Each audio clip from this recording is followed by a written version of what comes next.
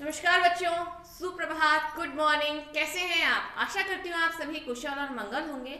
और कोरोना भरी जिंदगी में अब हमें थोड़ी बहुत राहत मिल चुकी है। 18 जनवरी से स्कूल और विद्यालय भी, स्कूल और कॉलेजेस भी खुलने वाले हैं। तो ये खुशखबरी है हम टीचर्स के लिए और उन बच्चों के लिए भी जो बहुत दिनों से स्कूल और कॉलेजेस खुलने का इंतजार कर रहे थे। आज हम चर्चा करने वाले हैं, अपने टॉपिक पे आते हैं। आज हम चर्चा करने वाले हैं क्रिया के ऊपर, जो कि विकारी शब्द है। अब विकारी शब्द क्या होते हैं इसके बारे में पहले वीडियो बना चुकी हूँ। तो विकारी शब्दों में चौथे नंबर पे हमारा क्रिया आता है। इससे पहले संज्ञा, सर्वनाम, विशेषण, चौथे नंबर पे हमारी क्रिया आ रही है। इससे पहले वाच्य हम पढ़ चुके हैं। क्रिया को पढ़ने से पहले हम क्रिया को जानेंगे, क्रिया किसे कहते हैं और क्रिया के भेद हम पढ़ेंगे। ठीक है, तो चलिए बिना समय गवाए श्री गणेश भगवान का नाम लेकर के आज की कक्षा को शुरू करते हैं और पढ़ते हैं क्रिया के बारे में। क्या पढ़ते हैं हम? क्रिया के बारे में। चलिए पढ़ते हैं क्रिया। सबसे पहले हम जानेंगे क्रिया होता क्या है, क्रिया किन शब्दों से बनती है। और देखिए, जिस शब्द के द्वारा किसी कार्य के करने या होने का, किसी कार्य के करने या होने का बोध होता है, उसे क्रिया कहते हैं, उसे क्रिया कहते हैं। सबसे पहले ये बताएंगे हम, सबसे पहले ये बताना चाहूंगी आपको कि क्रिया शब्द आया कहां से। हम सभी जानते हैं हमारी हिंदी भाषा की जननी कौन है? संस्कृत भाषा है। मूल भाषा संस्कृत है। उस संस्कृत भाषा से ही हमारी हिंदी का विकास हुआ है, हमारी हिंदी का जन्म हुआ है। तो हमारी जो क्रिया शब्द आए हैं इन्हें संस्कृत में धातु कहते हैं। क्या कहते हैं? धातु। संस्कृत में क्या कहते हैं? इन्हें धातु। ठीक है, और इसी धातु में ना जुड़ने पर क्या बनता है? क्रिया बनता है। क्या कहा? धातु शब्द में, धातु में ना जुड़ने पर क्या बनता है? क्रिया शब्द बनता है। मूल धातु होते हैं हमारे। ठीक है, मूल धातु किसे कहते हैं? संस्कृत में होती है। और उन्हीं संस्कृत के धातु के अंदर जब हम ना प्रत्यय जोड़ते हैं, ये ना प्रत्यय जोड़ने पर क्या बन जाता है? क्रिया बन जाता है। जैसे यहाँ कोई चर धातु है, इस चर धातु में हमने ना प्रत्यय जोड़ा तो हमारी क्रिया क्या बन गई? चलना। क्रिया क्या बन गई हमारी? चलना। तो इस चीज को ध्यान दीजिएगा। और कई बार हमें परिभाषाएं देखने को गलत मिलती है। कई बार हमें ये देखने को मिलता है कि जिस वाक्य में कार्य का होना या करने का बोध होता है उन्हें क्रिया कहते हैं। नहीं, हम शब्दों के बारे में पढ़ रहे हैं। यहाँ शब्द से हमें कार्य के होने या न होने का बोध होता है। तो कार्य के करने का या होने का बोध किससे हो रहा है? हमें शब्दों के द्वारा हो रहा है। इसीलिए वो शब्द ही क्या कहलाते हैं? क्रिया कहलाते हैं। ठीक है, अब क्रिया को विकारी क्यों कहा गया है? क्योंकि क्रिया में एकवचन, बहुवचन, स्त्रीलिंग, पुल्लिंग के अनुसार परिवर्तन हो जाता है, इसलिए इन्हें विकारी शब्द कहा जाता है। चलिए आगे पढ़ते हैं। जैसे पढ़ना, खाना, पीना। तो यहाँ पर पढ़ना में पढ़ धातु है, ना प्रत्यय है। खाना में खा धातु है, ना प्रत्यय है। पीना में पी धातु है, ना प्रत्यय है। और जाना में जा धातु और ना प्रत्यय है। इस प्रकार हमारे क्रिया शब्द किससे बने? धातु में ना प्रत्यय जोड़ने पर। ठीक है, क्रिया का अर्थ होता है करना। प्रत्येक भाषा के वाक्य में क्रिया का बहुत महत्व होता है। प्रत्येक वाक्य क्रिया से ही पूरा होता है। जी हाँ, हम जानते हैं कि कोई भी वाक्य होता है, उस वाक्य में हमें तीन चीजें आवश्यक होती हैं। कौन कौन सी? सबसे पहले हमें चाहिए कर्ता, फिर चाहिए कर्म और फिर चाहिए क्रिया। ठीक है, बिना इन तीनों पॉइंट्स के हमारा वाक्य पूरा नहीं माना जाता, हमारा वाक्य अधूरा माना जाता है। ठीक है, कर्ता यानी सब्जेक्ट, ऑब्जेक्ट और वर्ब। ठीक है, ये तीन चीजें हमारे वाक्य के अंदर होनी चाहिए। ठीक है, क्रिया को अंग्रेजी में वर्ब कहते हैं। ठीक है, आगे है किसी क्रिया किसी कार्य के होने, क्रिया के करने या होने का दर्शाती है। क्रिया को करने वाला क्या कहलाता है? कर्ता कहलाता है। जो उस क्रिया को करने वाला व्यक्ति है, करने वाला क्या कहलाएगा? कर्ता कहलाएगा। ठीक है, अली पुस्तक पढ़ रहा है। अली पुस्तक पढ़ रहा है, तो यहाँ पर पढ़ रहा है क्या है? क्रिया। अली क्या है? कर्ता। अली क्या हो गया? कर्ता। और पुस्तक क्या हो गई? कर्म। पुस्तक हो गई कर्म, पढ़ रहा है हो गया क्रिया। बाहर बारिश हो रही है, तो बारिश हो रही है, यहाँ पे बारिश क्या है? कर्म। और हो रही है क्या है? क्रिया। फिर बाजार में बम फटा, क्या फटा? बम। और फटना क्या है यहाँ पर? क्रिया। फिर बच्चा पलंग से गिर गया, तो गिरना क्या है यहाँ पर? क्रिया है। इस प्रकार वाक्य में जिन शब्दों के माध्यम से कार्य का होना या करने का बोध होता है उन्हें क्या कहते हैं? क्रिया शब्द कहते हैं। चलिए आगे बढ़ते हैं। हमने अभी जो वाक्य पढ़े, ठीक है, उन वाक्यों में अली और बच्चा करता है और उनके द्वारा जो कार्य किया जा रहा है या किया गया वह क्रिया है, ठीक है। जैसे पढ़ रहा है या गिर गया, ठीक है।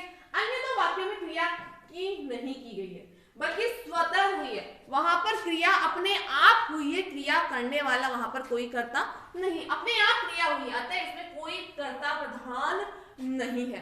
इससे हमें क्रिया के सकर्मक और अकर्मक होने का पता पड़ता है, जो हम बाद में पढ़ेंगे। पहले हम इसको समझ लेते हैं डिटेल में। वाक्य में क्रिया का इतना अधिक महत्व होता है कि कर्ता अथवा अन्य योजकों का प्रयोग न होने पर भी केवल क्रिया से ही वाक्य का अर्थ स्पष्ट हो जाता है। यदि वाक्य में कर्ता नहीं है तो भी हमें क्रिया के होने का मतलब कार्य के होने का पता चल जाता है। कैसे? पानी लाओ, कोई ना कोई तो पानी लेके आएगा, अपने आप तो पानी चल के नहीं आएगा ना, तो यहाँ पर करने वाला है। चुपचाप बैठ जाओ, तो यहाँ पर भी क्रिया हो रही है। फिर रुको, यहाँ पर भी क्रिया हो रही है, और जाओ, यहाँ पर भी क्रिया हो रही है। अतः कहा जा सकता है कि जिन शब्दों से किसी काम के करने या होने का पता चले उन्हें क्रिया कहते हैं, ठीक है। क्रिया किन्हें कहते हैं? जिन शब्दों से कार्य के होने का बोध होता है, कार्य के करने का बोध होता है, उन्हें क्रिया शब्द कहते हैं। चलिए आगे बढ़ते हैं। अब मैंने आपको बताया था धातु। धातु क्या होती है? देखिए धातु क्या होती है। क्रिया के मूल रूप को धातु कहते हैं। क्रिया के मूल रूप को धातु कहते हैं। और ये मूल रूप धातु कहां से आया? हमारी मूल भाषा संस्कृत से आया है।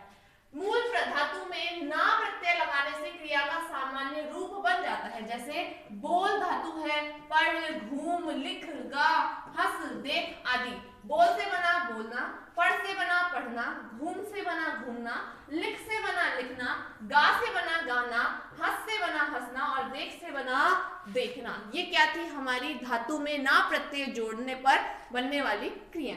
चलिए आगे बढ़ते हैं। अब हमने बहुत से वीडियोस में आपने देखा होगा, बहुत से किताबों में आपने पढ़ा होगा क्रिया के भेद के बारे में। क्रिया के भेद को हम 3 भागों में डिवाइड करके पढ़ेंगे। आज हम पढ़ने वाले हैं क्रिया का संरचना या प्रयोग के आधार पर भेद, ठीक है। आपको बहुत सारी किताबों में कहीं पे 5 मिलेंगे, कहीं पे 8 मिलेंगे, कहीं पे 11 मिलेंगे। हम 11 की 11 क्रियाओं के बारे में आज चर्चा करेंगे, लेकिन उससे पहले हमें ये जानना जरूरी है कि परीक्षा की दृष्टि से ये किस प्रकार उपयोगी है। यदि परीक्षा की दृष्टि से आप देखें तो प्रश्न आता है कि यदि पूछ ले कि संरचना के आधार पर क्रिया के कितने भेद होते हैं, संरचना के आधार पर क्रिया के कितने भेद होते हैं, तो आप आंसर लिखेंगे 5। क्या कहा मैंने? संरचना के आधार पर यदि आपसे पूछा जाता है क्रिया के कितने भेद होते हैं तो उत्तर आएगा 5। और यदि लिखा जाए संरचना और प्रयोग दोनों के आधार पर क्रिया के कितने भेद होते हैं तो होता है 8। कितना होता है? 8, ठीक है। इसके बारे में विस्तार से चर्चा करते हैं हम। मैं आपको पूरी 11 क्रियाओं के बारे में यहाँ बताने वाली हूँ। कहीं कहीं पर ये डिटेल से पूछ लिया जाता है तो उसके बारे में हम चर्चा करेंगे। तो देखिए कौन कौन से होते हैं। संयुक्त क्रिया, नाम धातु क्रिया, प्रेरणार्थक क्रिया, पूर्वकालिक क्रिया, मूल क्रिया, नामिक क्रिया, समस्त क्रिया, सामान्य क्रिया, सहायक क्रिया, सजातीय क्रिया और विधिक क्रिया। इनके बारे में विस्तार से पढ़ते हैं। चलिए, अगर हमें ये याद नहीं होता है तो हम कैसे याद करेंगे? इसकी एक ट्रिक है कि क्रिया सपना है बाकी अपना है। क्रिया सपना है बाकी अपना है। क्या तात्पर्य है इसका? देखिए यहाँ पर क्रिया के भेद बता रहा है। तो सबसे पहले सपना, तो स से सामान्य क्रिया, सहायक क्रिया, सजातीय क्रिया और संयुक्त क्रिया। कितनी हो गई? 4। कितनी हो गई यहाँ? 4। फिर प से पूर्वकालिक क्रिया और प्रेरणार्थक क्रिया कितनी हो गई? 5 और 6। फिर ना से नाम धातु क्रिया ये हो गई 7 और आ से अनुकरणात्मक क्रिया ये हो गई 8। ये 8 क्रियाएं हमें याद हो गई। संरचना या प्रयोग, संरचना व प्रयोग के आधार पर जो क्रियाएं हैं उनके नाम हमें यहाँ याद हो गए कि क्रिया सपना है बाकी अपना है। इसको ध्यान रखिएगा ताकि एग्जाम टाइम में आप कंफ्यूज ना हो कि कर्म के आधार पर क्रिया के भेद, संरचना के आधार पर क्रिया के भेद और काल के आधार पर क्रिया के भेद। तो हमारी संरचना में प्रयोग के आधार पर क्रिया के कितने भेद हैं? 8 भेद है। चलिए इनके बारे में विस्तार से चर्चा करते हैं। सबसे पहले आता है संयुक्त क्रिया। सबसे पहले क्या आता है? संयुक्त क्रिया। अब क्या होती है संयुक्त क्रिया? देखिए, इसे कंपाउंड वर्ब अंग्रेजी में कहा जाता है, इंग्लिश में इसे कंपाउंड वर्ब कहा जाता है कि जो क्रिया 2 या 2 से अधिक धातुओं के मेल से बनती है उसे संयुक्त क्रिया कहते हैं। 2 या 2 से अधिक धातुओं के मिलने पर। लेकिन यहाँ पर क्रिया, एक काम तो एक ही हो रहा है लेकिन उस काम को बताने के लिए 2 क्रियाओं का संयुक्त रूप से प्रयोग किया जाता है। काम एक ही हो रहा है लेकिन क्रियापद 2 हो रहे हैं। ठीक है, कैसे? देखिए, जहां दूसरे शब्दों में लिख रखा है 2 या 2 से अधिक क्रियाएं मिलकर जब किसी एक पूर्ण क्रिया का बोध कराती है तो उन्हें संयुक्त क्रिया कहते हैं। कैसे? बच्चा विद्यालय से लौट आया, तो यहाँ पर लौट और आया 2 क्रियाएं हो रही हैं लेकिन दोनों मिलकर के, सॉरी, क्रिया एक हो रही है लेकिन उस एक क्रिया को बताने के लिए 2 क्रियापदों का प्रयोग यहाँ किया गया है। एक तो लौट और दूसरा आया। एक लौटना और आना 2 अलग अलग क्रियाएं लेकिन यहाँ पर दोनों क्रियापद मिलकर एक क्रिया को दर्शा रहे हैं, इसलिए इसे क्या कहा गया? संयुक्त क्रिया। दूसरा उदाहरण देखिए, किशोर रोने लगा, और रोना और लगना दोनों अलग अलग क्रियाएं हैं लेकिन यहाँ पर एक कार्य को दर्शा रही। फिर वह घर पहुंच गया, पहुंचना और गया दोनों अलग अलग क्रियाएं हैं लेकिन यहाँ पर संयुक्त रूप से एक कार्य का होना बतला रही है। उपयुक्त वाक्यों में एक से अधिक क्रियाएं हैं जैसे लौट आया, रोने लगा, पहुंच गया। यहाँ ये सभी क्रियाएं मिलकर एक ही कार्य पूर्ण कर रही है, अतः ये संयुक्त क्रियाएं हैं। इस प्रकार जिन वाक्यों की एक से अधिक क्रियाएं मिलकर एक ही कार्य पूर्ण करती है उन्हें संयुक्त क्रिया कहते हैं। क्या कहा मैंने? जिस वाक्य के अंदर क्या है? एक से अधिक क्रियाएं मिलकर एक ही कार्य के पूरा होने को दर्शाती हैं उन्हें संयुक्त क्रिया कहते हैं। दोनों क्रियाएं मिलकर एक ही कार्य का होना बता रही हैं इसलिए इसे संयुक्त क्रिया कहते हैं। चलिए आगे बढ़ते हैं। नंबर 2, विधि और आज्ञा को छोड़कर, इसी में आगे है,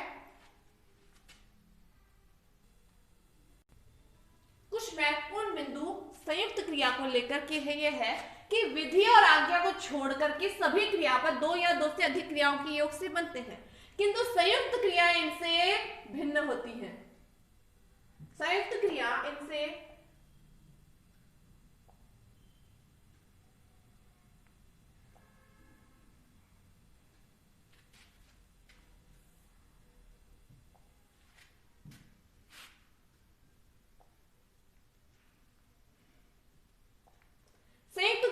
भिन्न होती है। एक और, क्योंकि जहां एक और साधारण क्रियापद हो, रो, सो, खा इत्यादि धातुओं से बनते हैं वहां दूसरी और संयुक्त क्रिया होना, आना, जाना, रहना, रखना, उठाना, लेना, पाना, पढ़ना, डालना, सकना, चुकना, लगना, करना, भेजना, चाहना इत्यादि क्रियाओं के योग से बनती है।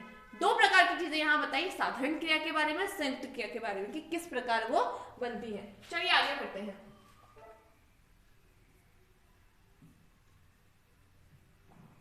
आगे है इसके अतिरिक्त सकर्मक तथा अकर्मक दोनों प्रकार की संयुक्त क्रियाएं बनती हैं। जैसे अकर्मक क्रिया से लेट जाना, तो लेटना और जाना दोनों अलग अलग क्रियाएं हैं या दोनों मिलकर एक कार्य को बतला रही है। गिर पड़ना, गिरना और पड़ना दोनों अलग अलग क्रियाएं हैं, यहाँ पर एक ही कार्य का होना बता रही है। ठीक है, सकर्मक क्रिया से जैसे बेच लेना, बेचना और लेना दोनों अलग अलग क्रिया हैं, यहाँ भी दोनों मिलकर एक कार्य का होना बता रही है। काम करना, तो यहाँ पर भी काम और करना दोनों चीजें बता रही है। बुला लेना, मार देना, ये भी 2 अलग अलग सकर्मक क्रियाएं हैं। सकर्मक क्रिया यहाँ पर किसको बता रही है? संयुक्त क्रिया का होना बता रही है। संयुक्त क्रिया की एक विशेषता यह है कि उसकी पहली क्रिया प्रायः प्रधान होती है और दूसरी उसके अर्थ में विशेषता उत्पन्न करती है। पहली तो प्रधान होती है और दूसरा विशेषता उत्पन्न करती है। जैसे मैं पढ़ सकता हूँ, यहाँ पर पढ़ना क्या है? क्रिया, और सकता है क्या है? पढ़ना क्रिया के अर्थ में विशेषता उत्पन्न कर रही है। हिंदी में संयुक्त क्रियाओं का प्रयोग बहुतायत होता है। हमारी हिंदी भाषा के अंदर संयुक्त क्रियाओं का प्रयोग बहुतायत रूप से होता है। चलिए आगे बढ़ते हैं। संयुक्त क्रिया के भी कुछ भेद होते हैं, टाइप्स होते हैं, प्रकार होते हैं। कौन कौन से? आरंभ बोधक, ठीक है, इसके 11 मुख्य भेद होते हैं। कितने होते हैं? 11 मुख्य भेद होते हैं हमारी संयुक्त क्रिया के, जिनमें सबसे पहला आता है आरंभ बोधक। क्या आता है सबसे पहले? आरंभ बोधक। जिस संयुक्त क्रिया से क्रिया के आरंभ होने का पता चलता है, बोध होता है, उसे आरंभ बोधक क्रिया कहते हैं। आरंभ होने का पता चलता है, जैसे वह पढ़ने लगा, उसने पढ़ाई शुरू की, ठीक है, तो पढ़ने लगा यानी उसने अभी स्टार्ट किया है। पानी बरसने लगा यानी अभी स्टार्ट हुआ है, शुरू ही हुआ है। और राम खेलने लगा यानी कार्य अभी करना आरंभ ही हुआ है, ठीक है। समाप्ति बोधक, आरंभ बोधक के बाद में क्या आया? समाप्ति बोधक। जिस संयुक्त क्रिया से मुख्य क्रिया की पूर्णता, व्यापार की समाप्ति का बोध हो, वह समाप्ति बोधक संयुक्त क्रिया है। जैसे वह खा चुका है, वह खा चुका है, उसने खाना खत्म कर लिया है, पास्ट टेंस में, भूतकाल में चली गई है। वह पढ़ चुका है, धातु के आगे चुकना जोड़ने से समाप्ति बोधक संयुक्त क्रियाएं बनती है। क्या जोड़ने पर? चुकना जोड़ने पर वहां पर संयुक्त क्रिया बन जाती है। कौन सी वाली? समाप्ति बोधक, ठीक है। आगे बढ़ते हैं।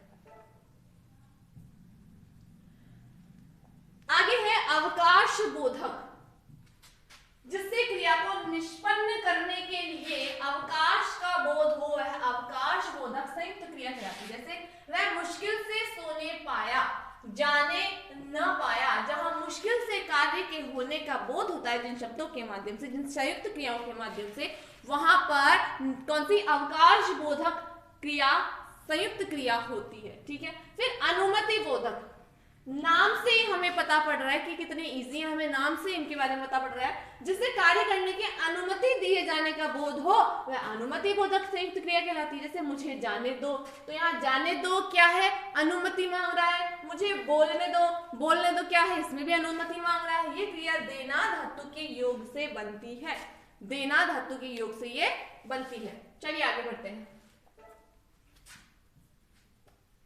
नित्यता बोधक संयुक्त क्रिया। अब नित्यता बोधक संयुक्त क्रिया क्या होती है? जिससे कार्य की नित्यता, उसके बंद न होने का भाव प्रकट हो, यानी कंटिन्यूटी, लगातार होने का पता। जैसे हवा चल रही है, तो हवा चलना बंद नहीं हुई है, चल रही है अभी, ठीक है। पेड़ बढ़ता गया, वो बढ़ता जा रहा है, तो कंटिन्यूटी बनी हुई है। यहाँ तोता पढ़ता रहा, वो पढ़ता ही जा रहा है, वो रुका नहीं है अभी तक। तो यहाँ पर मुख्य क्रिया के आगे जाना रहना जोड़ने से नित्यता बोधक संयुक्त क्रिया बनती है। बहुत इजी है, हमें नाम से समझ में आ रहा है। प्रसाद गुण यहाँ पर हमें दिख रहा है।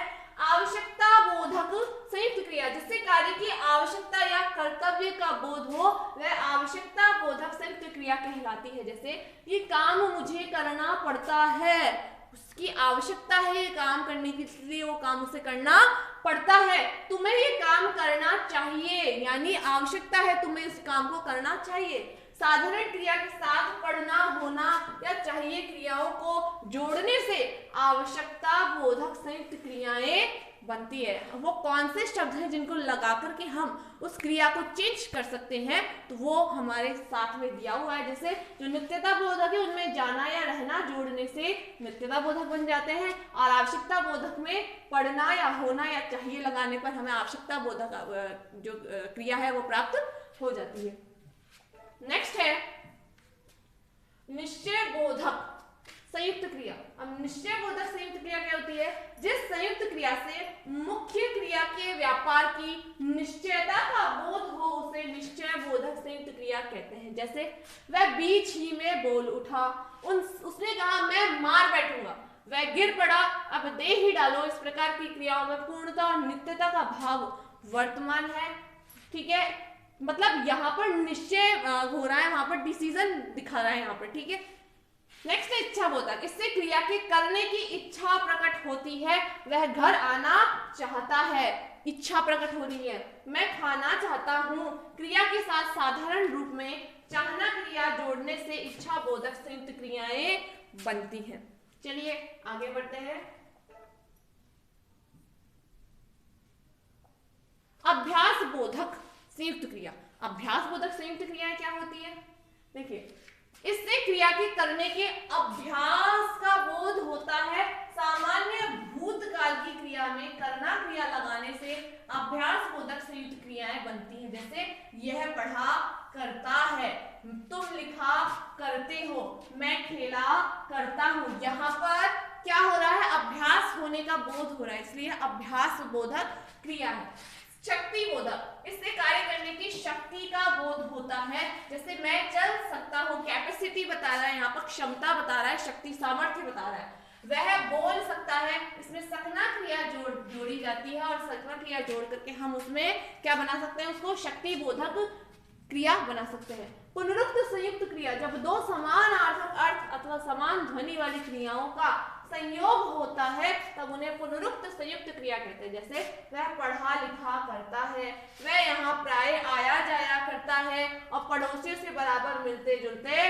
रहो। तो यहाँ पर पढ़ा लिखा, आया जाया, मिलते जुलते क्या है? पुनरुक्त संयुक्त क्रिया है। ये हमारी संयुक्त क्रियाएं पूरी हुई। 11 प्रकार थे इसके, हमने पढ़े। अब हम चलते हैं नंबर 2, क्रिया है हमारी नाम धातु क्रिया। में जो हमारा प्रकार आता है, भेद आता है संरचना या प्रयोग के आधार पर, उसमें आता है नाम धातु क्रिया। हम सभी जानते हैं कि जो भी नाम है उन्हें हम क्या बोलते हैं? संज्ञा। जो भी नाम हम लेते हैं वो क्या है? वो सभी नाम क्या है? संज्ञा। ठीक है, संज्ञा। अब संज्ञा के लिए हम किन शब्दों का प्रयोग करते हैं? सर्वनाम का। ठीक है, सर्वनाम और संज्ञा दोनों के लिए हम किस शब्द का प्रयोग करते हैं? विशेषण का। ठीक है, तो ये जो हमारी नाम धातु क्रिया है, ये नाम धातु क्रिया संज्ञा, सर्वनाम और विशेषण से मिलकर बनी होती है। कैसे? देखिए, संज्ञा अथवा विशेषण के साथ क्रिया जोड़ने से संयुक्त क्रिया बनती है, उसे नाम धातु क्रिया कहते हैं। जैसे लुटेरों ने जमीन हथिया ली, हमें गरीबों को अपनाना चाहिए। उपयुक्त वाक्यों में हथियाना तथा अपनाना क्रियाएं हैं और ये हाथ संज्ञा और अपना सर्वनाम से बनी है, अतः ये नाम धातु क्रियाएं है। किससे बनी है? हाथ संज्ञा और अपना सर्वनाम। तो हाथ से बना हथियाना, अपना से बना अपनाना, तो ये क्रियाएं क्या कहलाती हैं? नाम धातु क्रियाएं कहलाती हैं। इस प्रकार जो क्रियाएं संज्ञा, सर्वनाम, विशेषण तथा अनुकरणवाची शब्दों से बनती हैं उन्हें नाम धातु क्रियाएं कहते हैं। उन्हें नाम धातु क्रिया कहते हैं। कैसे? चलिए देखते हैं कि कैसे बनती है। देखिए, सबसे पहले संज्ञा शब्द से बनी नाम धातु क्रियाएं। देखो, सबसे पहले क्या है? शर्म। तो शर्म से क्या बना? शर्माना। ठीक है, लोभ से क्या बना? लुभाना। फिर बात से क्या बना? बतियाना। झूठ से क्या बना? झुठलाना। लात से क्या बना? लतियाना। दुख से क्या बना? दुखाना। ये मोस्ट इंपॉर्टेंट टॉपिक है हमारा नाम धातु क्रिया। बहुत बार प्रश्न पूछा गया है इस टॉपिक से। नाम धातु क्रिया से बहुत ज्यादा प्रश्न पूछे जाते हैं प्रतियोगी परीक्षाओं के अंदर। तो यहाँ पर संज्ञा शब्दों से बने नाम धातु क्रियाएं हैं ये। ठीक है, इसके अलावा सर्वनाम से, जैसे अपना से अपनाना। फिर विशेषण से कैसे? देखो, विशेषण 60 से सठियाना। 60 क्या है विशेषण? अब इससे क्या बना? सठियाना। मतलब वे संज्ञा, सर्वनाम या विशेषण के वे शब्द जिनमें प्रत्यय जोड़ने पर वो किसी कार्य को दृष्टिगत गोचर करती हैं या किसी क्रिया को बतलाती है, प्रदर्शित करती हैं, वो क्या कहलाते हैं?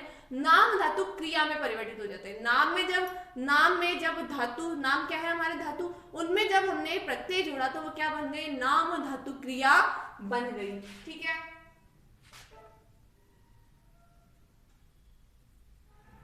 जैसे 60 से सठियाना। 60 से सठियाना। तोतला से तुतलाना। नरम से नरमाना। गरम से गरमाना। लज्जा से लजाना। लालच से ललचाना। फिल्म से फिल्माना। ठीक है। अब है अनुकरणवाची। अनुकरणवाची शब्द क्या होते हैं? देखो, अनुकरणवाची शब्द जैसे थप थप यानी थपथपाना, नाम धातु क्रिया होगी। थर थर से थरथराना, कप कप से कपकपाना, टन से टनटनाना, बड़बड़ से बड़बड़ाना, खटखट से खटखटाना और घर घर से घर घराना। ठीक है। द्रष्टव्य नामबोधक क्रियाएं संयुक्त क्रियाएं नहीं है। जो नाम धातु क्रियाएं होती है ये संयुक्त क्रिया नहीं होती है। संयुक्त क्रियाएं दो क्रियाओं के योग से बनती है और नाम धातु क्रियाएं संज्ञा अथवा सर्वनाम अथवा विशेषण के मेल से बनती है। दोनों में यही अंतर है। यदि आपको पूछा जाए कि नाम धातु क्रिया और संयुक्त क्रिया में क्या अंतर है तो साफ साफ हमें पता पड़ रहा है, हमें दिख रहा है कि संयुक्त क्रिया के अंदर दो क्रियाएं मिलती है जो एक ही कार्य का होना बताती है और नाम धातु क्रिया के अंदर नाम के अंदर प्रत्यय जोड़ने पर हमें एक ही क्रिया प्राप्त हो रही है। ठीक है, एक ही कार्य हो रहा है। तो यहाँ पर नाम से धातु से बनी हुई क्रियाएं हैं सारी की सारी। ठीक है, संज्ञा सर्वनाम और विशेषण से। ठीक है, चलिए आगे बढ़ते हैं। नंबर 3 है प्रेरणार्थक क्रिया। देखो बच्चों, सबसे इंपॉर्टेंट प्रेरणार्थक क्रिया, पूर्वकालिक क्रिया और नाम धातु क्रिया, ये 3 प्रकार के जो रचना में प्रयोग के आधार पर आपको वर्गीकरण मिलेगा क्रिया का। इनमें से बहुत ज्यादा प्रश्न पूछे जाते हैं इन 3 पॉइंट में से। कौन कौन से? नाम धातु क्रिया, प्रेरणार्थक क्रिया और पूर्वकालिक क्रिया। इन तीनों में से क्वेश्चन मोस्टली कॉम्पिटिशन के एग्जाम से पूछे जाते हैं, तो इनको तीनों को अच्छी तरह से पढ़िएगा। ठीक है। प्रेरणार्थक क्रिया यानी कॉजेटिव वर्ब, जब कर्ता किसी कार्य को स्वयं न करके किसी दूसरे से काम करवाता है, वो यहाँ खुद काम नहीं कर रहा है। जो हमारा कर्ता है वो खुद काम ना करके किसी दूसरे व्यक्ति को कार्य करने की प्रेरणा देता है, वहां पर प्रेरणार्थक क्रिया होती है। जैसे काटना से कटवाना, करना से कराना। ठीक है, जब कर्ता किसी कार्य को स्वयं न करके किसी दूसरे को कार्य करने की प्रेरणा दे तो उस क्रिया को प्रेरणार्थक क्रिया कहते हैं। जैसे मालिक नौकर से कार साफ करवाता है, मालिक नौकर से कार साफ करवाता है। अब ये जो वाक्य है, क्या इसमें मालिक खुद काम कर रहा है? जी नहीं, यहाँ मालिक स्वयं काम ना करके नौकर से काम करवा रहा है, करवाता है। ठीक है, करवाता है तो यहाँ पर प्रेरणा दे रहा है नौकर को कार्य करने की, इसलिए प्रेरणार्थक क्रिया। अध्यापिका छात्र से पाठ पढ़वाती है, यहाँ अध्यापिका खुद काम ना करके छात्र को प्रेरणा दे रही है पाठ पढ़ने की, इसलिए ये भी क्या हुई? हमारी प्रेरणार्थक क्रिया हुई। उपयुक्त वाक्यों में मालिक तथा अध्यापिका प्रेरणा देने वाले कर्ता है, नौकर तथा छात्र को प्रेरित किया जा रहा है, अतः उपयुक्त वाक्यों में करवाता तथा पढ़वाती प्रेरणार्थक क्रियाएं हैं। ठीक है,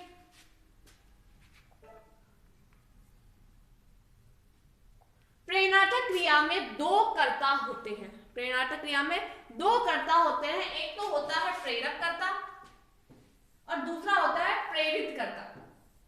प्रेरक कर्ता कौन होता है? प्रेरणा देने वाला। 2 व्यक्ति होते हैं इसमें, एक तो काम करने वाला, दूसरा काम को करवाने वाला। ठीक है, तो जो काम करने वाला व्यक्ति है वो तो कहलाता है प्रेरित कर्ता, और जो काम बताने वाला व्यक्ति है, काम के लिए मोटिवेट करने वाला व्यक्ति है, प्रेरणा देने वाला व्यक्ति, वो क्या कहलाता है? प्रेरक कर्ता। देने वाला, जैसे मालिक और अध्यापिका यहाँ क्या थे? प्रेरक कर्ता, प्रेरणा देने वाले थे। और कार्य करने वाला कौन था? यहाँ प्रेरित होने वाला कौन था? छात्र और नौकर। नौकर और छात्र यहाँ पर कौन थे? प्रेरणा, जो प्रेरणा से काम कर रहे थे। ठीक है, प्रेरणार्थक क्रिया के रूप। प्रेरणार्थक क्रिया के 2 रूप होते हैं, प्रथम प्रेरणार्थक क्रिया और द्वितीय प्रेरणार्थक क्रिया। क्या होते हैं ये? देखिए, प्रथम प्रेरणार्थक क्रिया क्या होता है? देखो, माँ परिवार के लिए भोजन बनाती है, जोकर सर्कस में खेल दिखाता है, रानी अनिमेष को खाना खिलाती। तो प्रथम प्रेरणार्थक क्रिया क्या होती है? देखिए, प्रथम प्रेरणार्थक क्रिया जो होती है उसमें माँ परिवार के लिए भोजन बनाती है, जोकर सर्कस में खेल दिखाता है, रानी अनिमेष को खाना खिलाती है, नौकरानी बच्चे को झूला झुलाती है। इन वाक्यों में कर्ता प्रेरक बनकर प्रेरणा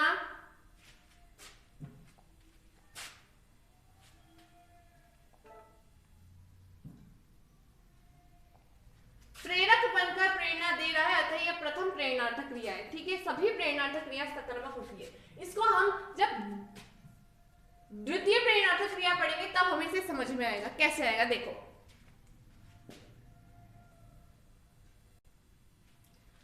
माँ पुत्री से भोजन बनवाती है, ठीक है। जोकर सर्कस में हाथी से करतब करवाता है। रानी राधा से अनिमेष को खाना खिलवाती है।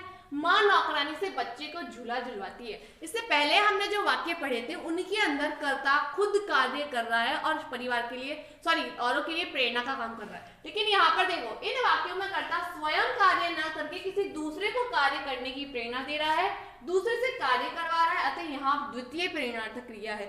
लेकिन प्रथम प्रेरणार्थक और द्वितीय प्रेरणार्थक दोनों में क्रियाएं एक ही हो रही हैं, परंतु उनको करने और करवाने वाले कर्ता अलग अलग है। उनको कार्य को करने वाला और करवाने वाला दोनों अलग अलग है। प्रथम प्रेरणार्थक क्रिया प्रत्यक्ष होती है और द्वितीय प्रेरणार्थक क्रिया अप्रत्यक्ष होती है। आई बात आपको समझ में? जो प्रथम प्रेरणार्थक होता है उसमें प्रेरणा का कार्य कौन कर रहा है? खुद कर्ता कर रहा है, जबकि द्वितीय प्रेरणार्थक क्रिया में कर्ता खुद काम ना करके दूसरे से काम करवा रहा है, ठीक है। तो जहां पर कर्ता खुद काम करता है प्रेरणा बन करके, वहां पर वो प्रथम प्रेरणार्थक हो जाता है, और जहां पर वो किसी और को, दूसरे व्यक्ति को कार्य करने के लिए प्रेरणा देता है, वहां वो द्वितीय प्रेरणार्थक क्रिया बन जाती है, ठीक है। चलिए आगे बढ़ते हैं।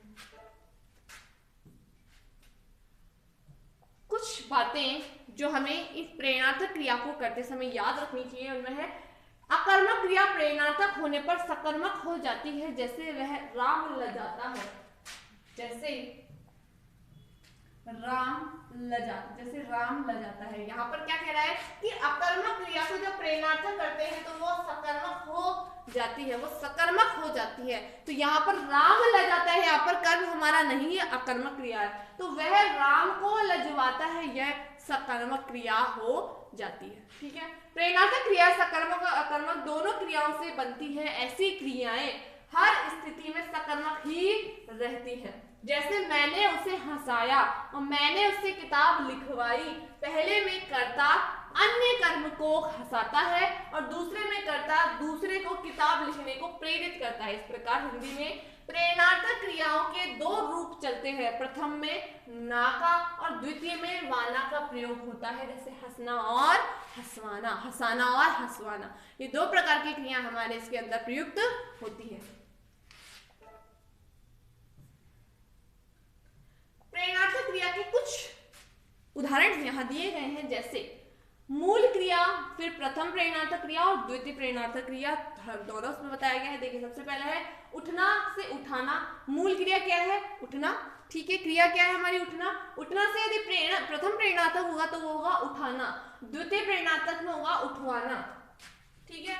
उठना से बना उठाना और उठवाना, यहाँ पर फर्स्ट प्रेरणार्थक और यहाँ पर सेकंड प्रेरणार्थक। उड़ना से उड़ाना और उड़वाना, चलना से चलाना और चलवाना, देना से दिलाना और दिलवाना, जीना से जिलाना और जिलवाना, लिखना से लिखाना और लिखवाना, जगना से जगाना और जगवाना, फिर सोना से सुलाना और सुलवाना, पीना से पिलाना और पिलवाना, ठीक है। फिर देना से दिलाना और दिलवाना, धोना से धुलाना और धुलवाना, रोना से रुलाना और रुलवाना, घूमना से घुमाना और घुमवाना, पढ़ना से पढ़ाना और पढ़वाना, देखना से दिखाना और दिखवाना।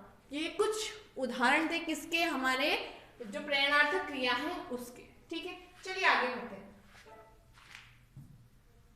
अब हम पढ़ेंगे पूर्वकालिक क्रिया। वाक्य शुद्धि में भी हमें बहुत बार इसके प्रश्न देखने को मिलते हैं और मोस्ट इंपॉर्टेंट टॉपिक क्रिया से मैंने आपको पहले भी बताया कि नाम धातु क्रिया, पूर्वकालिक क्रिया और प्रेरणार्थक क्रिया, इन तीनों क्रियाओं में से एग्जामिनर बहुत बार प्रश्न करता है, ठीक है। तो क्या है, चलिए पढ़ते हैं। जिस वाक्य में मुख्य क्रिया से पहले यदि कोई क्रिया हो जाए तो वह पूर्वकालिक क्रिया कहलाती है। हमें नाम से पता पड़ रहा है पूर्वकालिक, पूर्व यानी जो पहले हो चुकी है। तो पूर्व काल में होने वाली क्रिया क्या कहलाती है? पूर्वकालिक क्रिया। इस वाक्य में दो क्रियाओं का प्रयोग होता है, एक हो चुकी होती है और दूसरी चल रही होती है। जैसे उदाहरण, जैसे दूसरे शब्दों में यह कह रहा है कि जब कर्ता एक क्रिया समाप्त कर उसी क्षण दूसरी क्रिया में प्रवृत्त हो जाता है, एक काम खत्म करके दूसरा काम करना शुरू कर देता है, वहां पर तब पहली क्रिया जो होती है वो क्या कहलाती है? पूर्वकालिक क्रिया कहलाती है। जैसे पुजारी ने नहाकर पूजा की, जैसे पुजारी ने नहाकर पूजा की, तो नहाकर पहली क्रिया है, पूजा की दूसरी क्रिया है, तो ये जो पहली क्रिया है क्या कहलाएगी? पूर्वकालिक क्रिया कहलाएगी। जो क्रिया पहले हो चुकी है वही हमारी पूर्वकालिक क्रिया कहलाती है। दूसरा उदाहरण है, राखी ने घर पहुंचकर फोन किया। पहले वो घर पहुंची, उसके बाद उसने फोन किया। तो पहुंचकर पहले कार्य क्या हो रहा है, पहुंचने का, इसलिए क्या हुई, हमारी पूर्वकालिक क्रिया हुई। उपयुक्त वाक्यों में पूजा की तथा फोन किया मुख्य क्रिया है, इनसे पहले नहाकर और पहुंचकर क्रियाएं हुई है, अतः ये पूर्वकालिक क्रियाएं है। ठीक है, चलिए आगे बढ़ते हैं। पूर्वकालिक क्रिया, पूर्वकालिक का शाब्दिक अर्थ क्या होता है, पहले समय में हुई। पूर्वकालिक क्रिया मूल धातु में कर अथवा कर के लगाकर बनाई जाती है, जैसे चोर सामान चुराकर भाग गया, व्यक्ति ने भागकर बस पकड़ी, पुस्तक से देखकर उत्तर दिया, फिर पहुंचकर चैन की सांस ली। ठीक है, तो इस प्रकार पहले चुराकर हुआ, फिर भागकर हुआ, फिर देखकर हुआ, फिर पहुंचकर हुआ। तो इन सब क्रियाओं का बाद में कौन सी क्रिया हो रही है, भागने की, पकड़ने की, देने की और लेने की। ठीक है, तो ये सब क्या है, जो क्रिया पहले हो चुकी है वो क्या कहलाती है, हमारी पूर्वकालिक क्रिया कहलाती है। इंपॉर्टेंट बात ये है इसमें ध्यान देने की, यहाँ पर एक क्रिया हो चुकी है और दूसरी उसी क्षण शुरू हो जाती है, यानी उसी समय दूसरी क्रिया में वो प्रवृत्त हो जाता है हमारा कर्ता। तो यहाँ पर चोर ने पहले सामान चुराया और चुरा करके वो भाग गया, फिर व्यक्ति पहले भागा और उसने फिर बस पकड़ी, तो यहाँ पर दो क्रियाएं हो गई। छात्र ने पुस्तक देखी और फिर उत्तर दिया, मैंने घर पहुंचकर चैन की सांस ली। इस प्रकार इन वाक्यों में जो क्रिया पहले हो चुकी है वो क्रिया क्या कहलाएगी, पूर्वकालिक क्रिया कहलाती है। चलिए आगे बढ़ते हैं। अब है मूल क्रिया। जो क्रिया एक ही धातु से बनी हो, ना तो किसी अन्य धातु से व्युत्पन्न हुई हो तथा ना ही एकाधिक धातुओं के योग से बनी हो, उसे मूल क्रिया कहते हैं। ठीक है, जैसे चलना, पढ़ना, लिखना, आना, बैठना, रोना आदि। वाक्यों में इनका प्रयोग है, जिसने पत्र लिखा, रमेश आया। इनमें किसी प्रकार की अन्य प्रत्ययों को जोड़ने की आवश्यकता नहीं पड़ती, जैसे है वैसे ही इनको लिख दिया। यहाँ पर लिखना है वहां लिखा हो गया, यहाँ पर आना है वहां पर आया हो गया। तो क्या कह रहा है कि जो क्रिया एक ही धातु से बनी हो, ना तो किसी अन्य धातु से उत्पन्न हुई हो और ना ही एकाधिक धातुओं के योग से बनी हो, उसे मूल क्रिया कहते हैं। नेक्स्ट है नामिक क्रिया। संज्ञा, विशेषण आदि शब्दों के आगे क्रिया कर लगाने से, यानी वर्बलाइजर लगाने से बनी क्रिया को नामिक क्रिया कहते हैं। जैसे दिखाई देना, ठीक है, जैसे दिखाई देना, दाखिल होना, सुनाई पढ़ना आदि क्रिया रूपों में देना, होना, पढ़ना आदि क्रिया कर है। इसे मिश्र क्रिया भी कहा जाता है। क्या कहा जाता है, इन्हें मिश्र क्रिया भी कहा जाता है। नेक्स्ट है समस्त क्रिया। जो क्रिया दो धातुओं के योग से संपन्न हो तथा जिसमें दोनों धातुओं का अर्थ बना रहे, इसे समस्त क्रिया कहते हैं। जैसे खेल कूद, कई बार हम यूज करते हैं ना खेल कूद प्रतियोगिता, या हम कहते हैं चलना फिरना, मारना पीटना, कहना सुनना। इस प्रकार की जो क्रियाएं हैं वो क्या कहलाती है, हमारी समस्त क्रिया कहलाती है। इनमें क्या होता है, दो धातुओं के योग से संपन्न होती है और दोनों धातुओं का अर्थ बना रहता है। खेलकूद, उठना उठ बैठ, चल फिर, मार पीट, कह सुन आदि ऐसी ही क्रियाएं हैं। फिर आता है सामान्य क्रिया। जब किसी वाक्य में एक ही क्रिया का प्रयोग हुआ, एक ही क्रिया का प्रयोग हो तो उसे सामान्य क्रिया कहते हैं। जब एक वाक्य में एक ही कर्ता, एक ही कर्म, एक ही क्रिया होती है तो उसे क्या कहते हैं, सामान्य क्रिया कहते हैं। तो यहाँ पर जो हमारे इस वाक्य में केवल एक ही क्रिया हो रही है तो ये क्या कहलाएगा, सामान्य क्रिया कहलाता है। ठीक है, फिर सहायक क्रिया। मूल क्रिया के साथ प्रयुक्त होने वाली क्रिया को सहायक क्रिया कहते हैं। मूल क्रिया के साथ होने वाली क्रिया को क्या कहते हैं, प्रयुक्त होने वाली क्रिया को क्या कहते हैं, सहायक क्रिया। जैसे वह फिसला, वह फिसल गया और वह फिसल गया है। इन तीनों वाक्यों में फिसलना क्या है, मूल क्रिया है। फिसलना क्या है, मूल क्रिया है। पहले वाक्य में एक शब्द है फिसला, ठीक है, पहले वाक्य में एक शब्द है फिसला, दूसरे वाक्य में दो शब्द है फिसल गया और तीसरे वाक्य में गया है। गया सहायक क्रिया है, जो हमारा दूसरा यहाँ पर एक क्रिया है। ठीक है, लेकिन यहाँ पर इस क्रिया की सहायता करने के लिए ये दूसरी क्रिया प्रयुक्त हुई है, और यहाँ पर इसी की सहायता करने के लिए तीसरी क्रिया का भी प्रयोग किया गया है। तो यहाँ पर एक साथ तीन क्रियाओं का प्रयोग किया गया है, इसलिए क्या कहलाएगी सहायक क्रिया। उसकी हेल्प करने के लिए, सहायता करने के लिए उसका प्रयोग किया गया, तो क्या कहलाई, सहायक क्रिया कहलाई। हिंदी में चल, पढ़, रुक, आ, जा, उठ, दे, बैठ, बन आदि धातुओं का प्रयोग सहायक क्रिया के रूप में भी किया जाता है। किस किस का, चल, पढ़, रुक, आ, जा, उठ, दे, बैठ, बन आदि का प्रयोग सहायक क्रिया के रूप में किया जाता है। चलिए नेक्स्ट है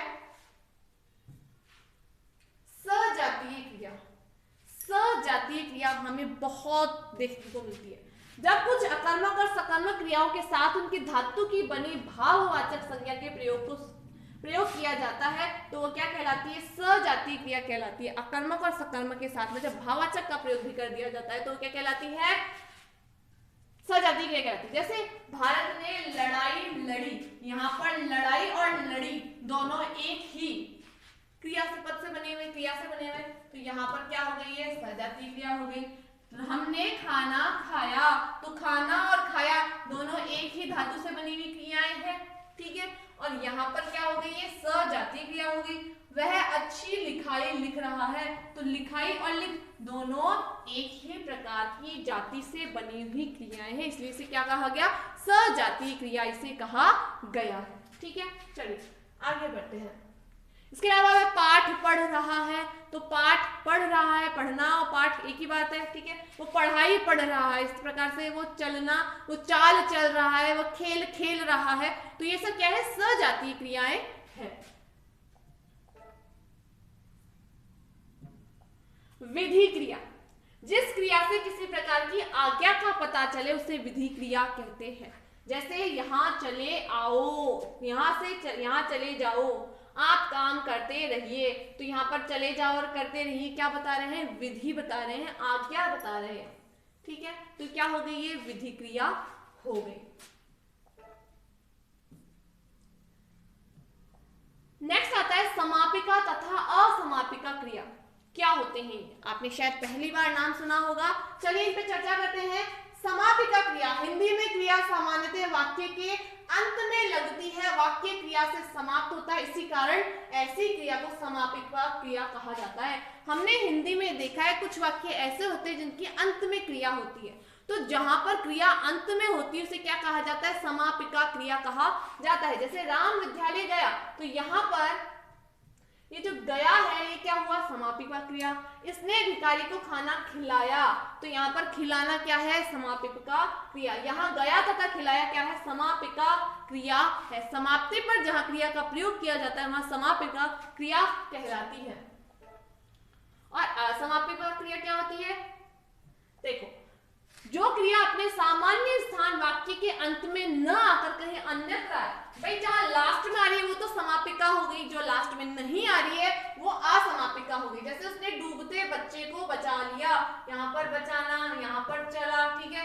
एक हंसमुख डॉक्टर को देखकर ही आधी बीमारी भाग जाती है, ठीक है। यहाँ पर ये हो गया डूबते और यहाँ हो गया कहते, ठीक है। फिर घर आए बेटे को उसने पहले खाना खिलाया, तो यहाँ हो गई आए। अब बैठना क्यों चाहते हो, ठीक है। फिर इन वाक्यों में डूबते, कहते हुए, देखकर, आए तथा बैठना क्रियाएं जो है वो असमापिका क्रिया के प्रकार हैं।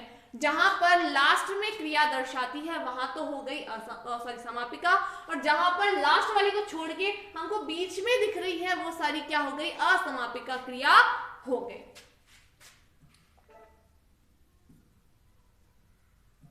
इन उदाहरणों से स्पष्ट होता है कि क्रिया के साथ ते हुए, कर, ए, ना आदि लगाकर असमापिका क्रिया रूप बनते हैं। इनका प्रयोग संज्ञा विशेषण अथवा क्रिया विशेषण रूप में होता है। उदाहरण के लिए जैसे उसे लिखना नहीं आता, तो ये संज्ञा से बन गया। रोते बच्चे को मिठाई दो, ये विशेषण से बन गया। और वह समाचार सुनते ही चला आया, क्रिया विशेषण हो गया। तो यहाँ पर संज्ञा क्या है, उसे लिखना क्या कह रहा है, इन उदाहरणों से स्पष्ट होता है कि क्रिया के साथ ते, यानी यहां पर आ गया उसे, ठीक है। रोते बच्चे को मिठाई दो, तो यहाँ पर रोते। फिर वह चला आया, तो यहाँ पर किस किस रूप में व्यक्त हो रहा है, ये रहा, ठीक है। फिर रोते हुए बच्चे को मिठाई दो, और मैं सुनते ही चला आया, तो यहाँ पर ये संख्या के रूप में बना हुआ है, यहाँ विशेषण के रूप में बना हुआ और यहाँ क्रिया विशेषण के रूप में बना हुआ है, ठीक है। तो ये थी हमारी समापिका और समापिका क्रिया, ठीक है। तो आपको कैसा लगा हमारा वीडियो हमें कमेंट करके जरूर बताइएगा, और हमारे वीडियो को ज्यादा से ज्यादा लाइक और शेयर भी कीजिएगा, हमें कमेंट करके बताइएगा ताकि हम नए वीडियोस को बनाने के लिए मोटिवेट होते रहे। फिर मिलेंगे आपसे नेक्स्ट वीडियो में नेक्स्ट टॉपिक के साथ, तब तक के लिए नमस्कार, धन्यवाद।